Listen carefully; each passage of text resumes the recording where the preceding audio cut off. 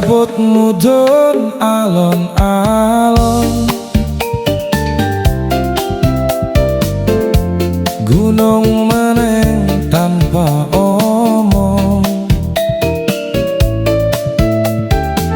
Wong urip kakehan karep, asring lali carane menep. Omah pring ngisor gunung,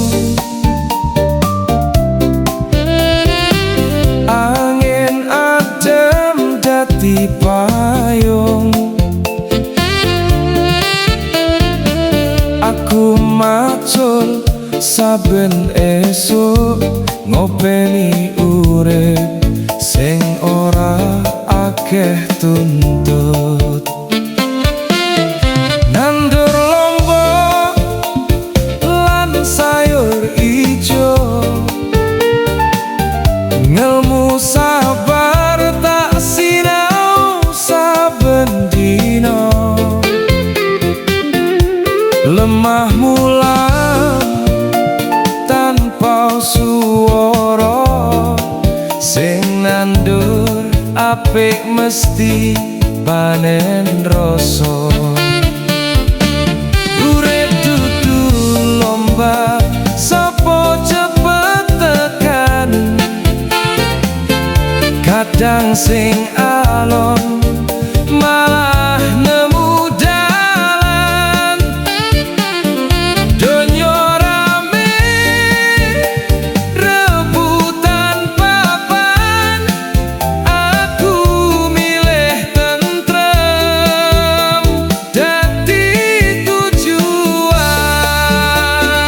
Seko jagung gereh bakar, kluban sawi rasa sabar.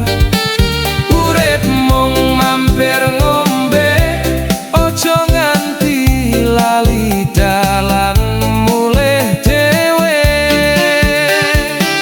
Ora sugih ora apa-apa, saben wayah turu ati tetep lega. Rejeki dudu sing numpuk bondo, nanging ati sing iso nrimo. Saben lunga ngoyak donya, bali mung nggawa kesel rekoso.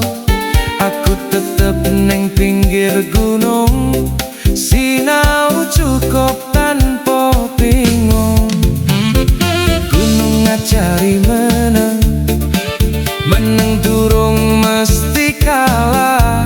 Kadang sing ora katon menang, iku sing paling kuat jaga langkah.